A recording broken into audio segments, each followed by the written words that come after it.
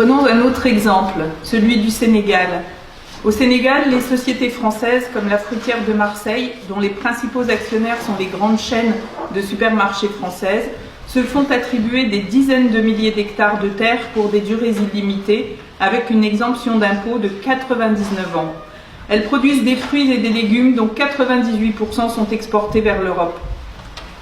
Traditionnellement, la terre rurale n'appartient à personne dans la plupart des pays africains. Il n'y a pas de cadastre rural. Les communautés paysannes possèdent un droit d'usufruit illimité des terres qu'elles occupent. Mais par d'obscures négociations qui se déroulent à Dakar entre l'État et les multinationales françaises et étrangères, les paysans se retrouvent dépossédés de leurs terres avec la complicité de fonctionnaires sénégalais grassement récompensés.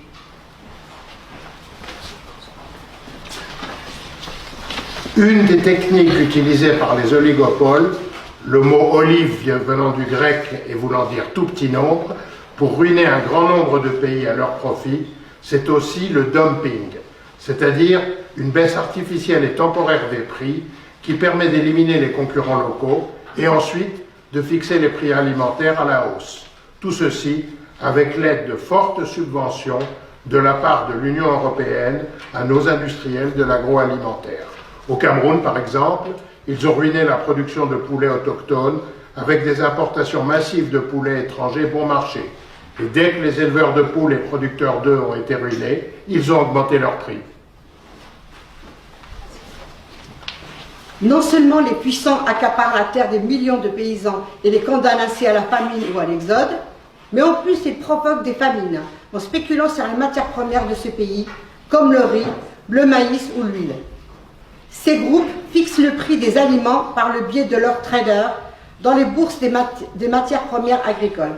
Ils décident ainsi chaque jour qui va mourir et qui va vivre, en invoquant les lois naturelles du marché, comme si c'était des lois de la nature. La planète croule sous les richesses. La production alimentaire n'est pas déficiente, mais des millions d'êtres humains sont acculés à la mort ou à l'émigration par la loi du profit maximum pour quelques-uns. Gandhi disait déjà « Le monde a assez pour satisfaire les besoins de tous, mais pas assez pour satisfaire la cupidité de tous ». Monsieur Macron pourrait-il introduire dans le débat public la possibilité d'interdire la spéculation sur les denrées alimentaires, ou bien est-ce, comme l'impôt sur la fortune, patouche?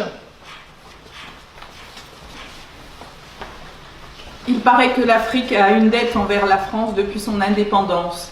Ceci en raison de tous les bienfaits accordés par la France pendant la colonisation. 14 pays africains sont obligés de déposer plus de 60% de leurs réserves sur un compte d'opération à la Banque de France à Paris. 10 milliards d'euros bloqués qui ne peuvent pas servir au développement de ces pays. Et l'Afrique est en plus maintenue dans l'esclavage monétaire avec le franc CFA qui lui est imposé et qui vaut 650 fois moins qu'un euro. Un beau tour de passe-passe, non ? Le franc CFA est la seule monnaie héritée d'un système colonial encore en vigueur dans le monde. Les billets sont d'ailleurs imprimés dans 2 usines françaises.